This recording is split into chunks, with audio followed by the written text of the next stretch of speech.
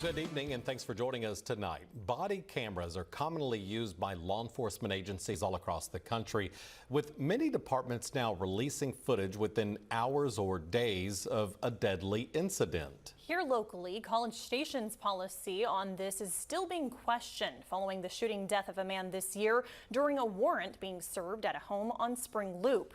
Donnie Tuggle has been digging through CSPD's policy and joins us live in the studio with more. Donnie. Katie, Rusty, back in February, we requested the body camera video and even proposed a private viewing simply to verify what police were sharing with the public.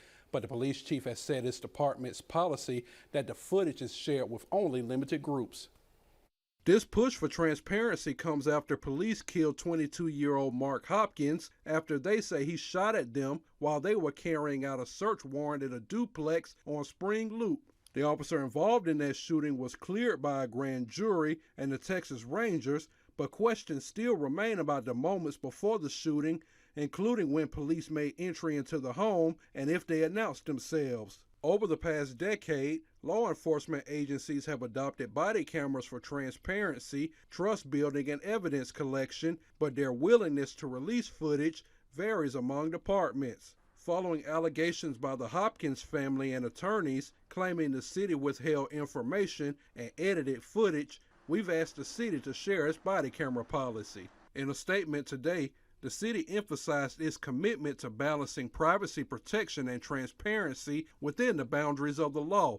Audio and video materials are released only when legally required, and then they will still seek an opinion from the Attorney General's office to withhold under the Texas Public Information Act. The city says the process is transparent because officer-involved shootings are independently reviewed by the Texas Rangers, the district attorney, and grand juries that are made up of residents from across the community. Finally, they say access to relevant footage is granted to the family and attorneys at the discretion of the police chief.